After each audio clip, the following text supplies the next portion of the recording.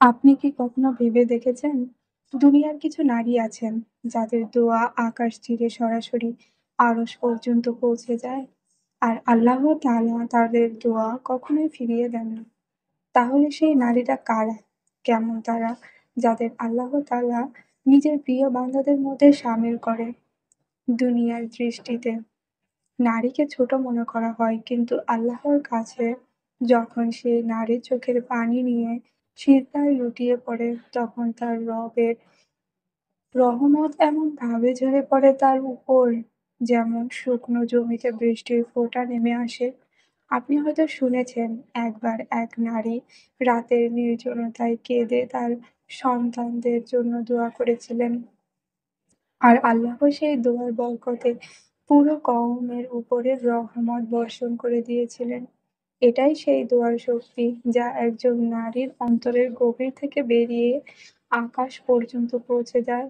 তাহলে দর্শক, এই ভিডিওটি শেষ পর্যন্ত শুনুন, কারণ এই প্রতিটা মুহূর্তই আপনাকে জানাবে কোন নারীরা আল্লাহর প্রিয় হয়ে ওঠেন, আর কেন তাদের দোয়া কখনো ফিরিয়ে দেওয়া হয় না। দুনিয়ার ভিড়ে আমরা প্রায় ভুল করে যাই। আল্লাহ তাআলা কার দোয়া সবার আগে কবুল করেন? সেই নারী যার চোখে অশ্রু থাকে কিন্তু হৃদয়ে থাকে সবর। যখন সে সিজদায় মাথা রেখে তার রবের কাছে মিনতি করে, তখন তার শব্দে এমন প্রভাব থাকে যে আসমানের দরজা তার জন্য খুলে যায়। নারী যখন তার সন্তানদের জন্য হাত তোলে, আল্লাহর রহমত তার অশ্রুকে বৃথা যেতে দেন না। সেই রাতের নিঃসন্দেহতায় আল্লাহর কাছে যাই চায়, আল্লাহ তা কখনোই নষ্ট হতে দেন না। অসুস্থ সন্তানের মাথার কাছে বসে কাঁপা হাতে দোয়া করে, হে আল্লাহ, আমার সন্তানকে সুস্থ রাখুন। তখন আল্লাহ তাআলা কিভাবে সেই দোয়াকে ফিরিয়ে দেবেন? আর সেই নারীও যে তার স্বামীর জন্য কল্যাণের দোয়া করে, তার ঘরের শান্তির জন্য কাঁদে, আল্লাহ তার প্রতিটা শব্দকে নিজের খাজনায় সংরক্ষণ করে নেন। তার সবর, তার পর্দা এবং তার ভালোবাসার কারণে তার প্রতিটা অশ্রুকে রহমতে রূপান্তরিত করে দেন। আবার সেই নারীও যে তার গুনাহ মনে করে রাতের অন্ধকারে তওবা করে কাঁদে, তার রবের কাছে তার কণ্ঠস্বর এতটাই প্রিয় যে হয়তো আল্লাহ তাআলা বলেন, আমি তোকে মাফ করে দিলাম, তোর দোয়া কবুল করে নিলাম। এই অনুভূতিই যথেষ্ট। যখন কোনো নারী তার হৃদয়ের গভীর থেকে আল্লাহ তাআলাকে ডাকেন, তখন তার আওয়াজ কখনোই ফেরত যায় না। যখন কোনো নারী তার রবের সামনে হাত তোলে, তখন খ্যাতি বা ধন সম্পদের কোনো মূল্য থাকে না। সেখানে কেবল তার অন্তরের সত্য অবস্থা যাচাই করা হয়। আল্লাহ সেই হৃদয়কে দেখেন, যেখানে দুনিয়ার স্বপ্ন নয়, বরং আখিরাতের আকাঙ্ক্ষা থাকে। সেই দরজা বন্ধ করে পর্দার আড়ালে কাঁদে এবং বলে, হে আল্লাহ, আমাকে আপনার নিকটবর্তী করে নিন। তখনই তার জন্য রহমতের দরজা খুলে দেওয়া হয়। ভাবুন তো, এক নারী যে নিজের পরিস্থিতিতে ভেঙে পড়লেও তার রব তার দোয়া কখনোই প্রত্যাখ্যান করেন না। তার নীরবতাও একটা ইবাদত, আর তার অশ্রুও অমূল্য। আর সেই নারীও যে অন্যদের জন্য দোয়া করে, তার সন্তানদের জন্য, তার স্বামীর জন্য, এমনকি তার প্রতিবেশীদের জন্য, আল্লাহ তাআলা তার জন্য একই কল্যাণ রেখে দেন। এইভাবেই আল্লাহ তাআলা কিছু নারীর দোয়াকে আরশ পর্যন্ত পৌঁছে দেন এবং কখনোই ফিরিয়ে দেন না। এ কেমন রহমত জানো? যে দোয়া একজন নারী অন্যের জন্য করে, আল্লাহ সেই একই কল্যাণ তার নিজের ভাগ্যেও লিখে দেন। মনে রাখবেন, সেই নারী যার জবান থেকে শুধু শুকর আর সবর বের হয়ে থাকে, তার দোয়াকে কেউ ঠেকাতে পারে না। আপনার হৃদয়ে যদি কোনো দুঃখ থাকে, তাহলে সেগুলোকে লুকিয়ে রাখবেন না। কখনো ভেবে দেখেছেন, যখন এক নারী তার কষ্ট আল্লাহর কাছে বর্ণনা করে, তখন তার শব্দগুলো ভাঙা থাকে, কণ্ঠগুলো কাঁপতে থাকে, কিন্তু আল্লাহর দরবারে ভাঙা আওয়াজই সবচেয়ে প্রিয় হয়। মানুষ ভাবে এই নারী দুর্বল, কিন্তু আল্লাহর কাছে তার সেই কান্না এত বেশি শক্তিশালী যে তার পক্ষে সিদ্ধান্ত বদলে যায়। যেই নারী দারিদ্র্যের মধ্যেও সবর করে, টুকরো রুটিতেও শুকর করে, আর সেজদায় গিয়ে বলে, হে আল্লাহ, আমার সন্তানদের ক্ষুধা মিটিয়ে দিন, আল্লাহ তার সবরের কারণে আসমান থেকে বরকত দেন। এত শক্তিশালী করে তোলে তাকে যে কোনো পর্দায় তার জন্য বাধা হয়ে দাঁড়ায় না। কখনো এক নারী নিজের কষ্ট ভুলে অন্যদের সাহায্য করেন। অন্যের অসহায়ত্ব দেখে আল্লাহর কাছে তাদের জন্য রহমত চায়।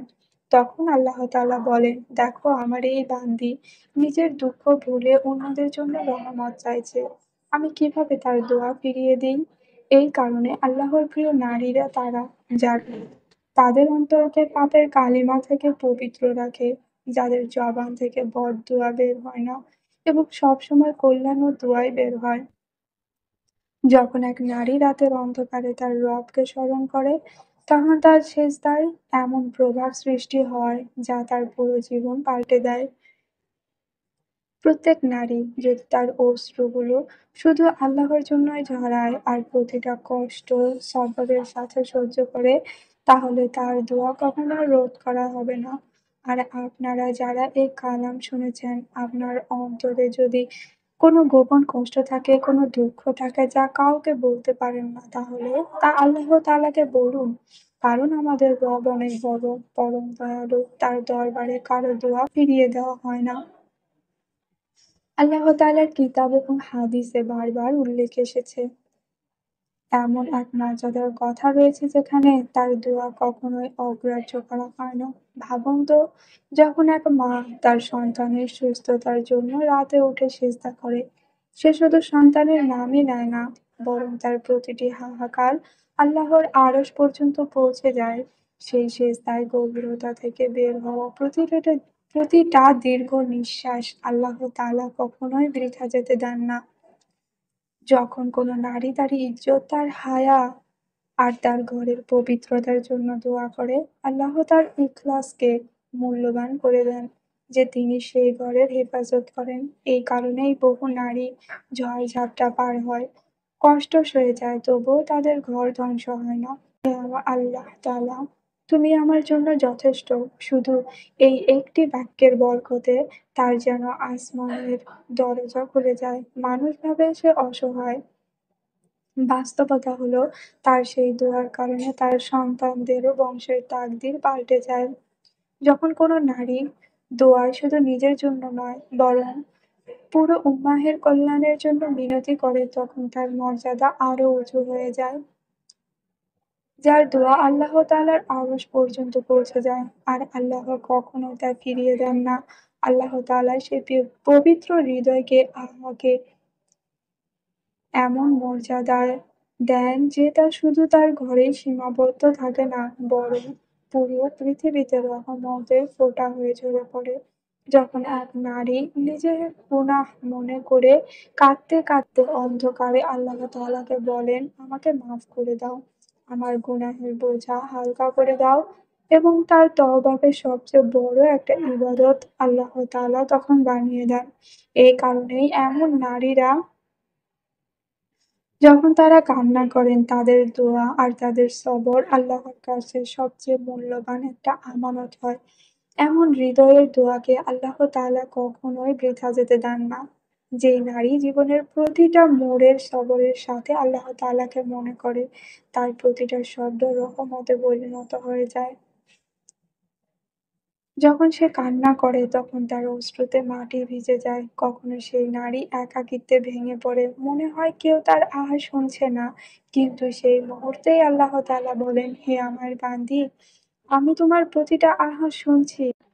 নারীর দোয়া শুধু শব্দের কল্পনা নয়, বরং তার রূহের আর্তনাদ। তার প্রতিটা ঝরে পড়া অশ্রু সাক্ষী দেয় তার রব তার সাথে রয়েছেন। যখন নারী নিজের দুঃখ, কষ্ট, দুর্বলতা আর অসহায়ত্ব আল্লাহর হাতে সঁপে দেয়, তখন আল্লাহ তার জন্য এমন রহমত লিখে দেন যার কল্পনাও সে করতে পারে না। আর সেই নারী যে অন্যের কষ্ট দেখে দোয়া করে, সে তাকে চিনুক বা না চিনুক, তার দোয়াও ফেরেশতারা সাথে সাথে লিপিবদ্ধ করে এবং তার নিজের জন্য কল্যাণের কারণ বানিয়ে দেয়। এটাই আল্লাহর রহমত। তিনি কোনো দোয়াই ফেরত পাঠিয়ে দেন না, মানুষের আঁচলকে খালি রাখেন না। যখন নারী ভাঙা হৃদয় নিয়ে রবের দিকে ফিরে আসে, সেই ভাঙাচোরা অবস্থায় তার দোয়ার প্রকৃত শক্তি হয়ে দাঁড়ায়। আল্লাহ তাআলা সেই অবস্থাকে অনেকটা বেশি পছন্দ করেন। ভাবুন তো এক নারী যাকে মানুষ গরিব ভাবে, অসহায় ভাবে, কিন্তু আল্লাহর কাছে সে ধনী। কারণ তার কাছে আছে এমন একটা হৃদয় যা সর্বক্ষণ সিজদায় নত থাকে। তার দোয়া জমিন থেকে উঠে সোজা আরশে পৌঁছে যায়। আর যেখান থেকে রহমত হয়ে নেমে আসে। যেই নারী রাতের বেলায় সন্তানকে বুকে জড়িয়ে কাঁদতে, কাঁদতে বলে, "হে আল্লাহ! এদেরকে আমার চোখের শীতলতা বানাও।" সেই দোয়াই তাদের জন্য ঢাল হয়ে যায়। আবার আলোও হয়। আর যখন কোনো নারী আল্লাহর কাছে শুধুমাত্র রেজা চায়, যা দুনিয়ার নাম না, যশ না, দৌলত না, শুধু এই বলে, "হে আল্লাহ! তুমি আমার উপর সন্তুষ্ট হয়ে যাও।" এইরকম নারীদের দোয়া কখনোই ফেরত দেওয়া হয় না। তাদের দোয়ায় তাদের ঘর আলোকিত করে, তাদের দোয়ায় তাদের বংশকে রক্ষা করে, তাদের দোয়ায় তাদের কবরকে নূরে ভরে দেয়। যখন এই নারী দুনিয়া থেকে চলে যায়, তা তখন মানুষ ভাবে সব শেষ হয়ে গেল। কিন্তু বাস্তবতা হলো সেই নারীর দোয়াই তার কবরের জন্য নূর হয়ে যায়। ফেরেশতারা যখন তাকে প্রশ্ন করে, তার জবান থেকে উচ্চারিত হয়, "আমার রব আল্লাহ।" যে নারী জীবনভর রবকে ডেকেছে, তার রব কখনোই তাকে একা ফেলে দেন না। তার সেই সেজদার রাতের নিস্তব্ধতায় ঝরে পড়া অশ্রু কবরের চারপাশে চাদরের মতো ছড়িয়ে পড়ে, কবরের অন্ধকারে নূরের রূপ হয়ে নেয়। আর ভাবুন, যে নারী তার সন্তানের জন্য দোয়া করেছিল, সে চলে যাওয়ার পরও তার দোয়ার প্রভাব সন্তানদের জীবনে থেকে যায়। আল্লাহর রহমত এতটাই যে তার বান্দির সব দোয়া মৃত্যুর পরেও জীবন্ত থাকে। এমন নারীরা আল্লাহর এত প্রিয় হয় যে তাদের দোয়ার প্রভাব কিয়ামত পর্যন্ত চলতে থাকে। তাদের তওবা তাদের বংশের জন্য রহমত হয়, তাদের সবর তাদের কবরের জন্য প্রশান্তি হয়।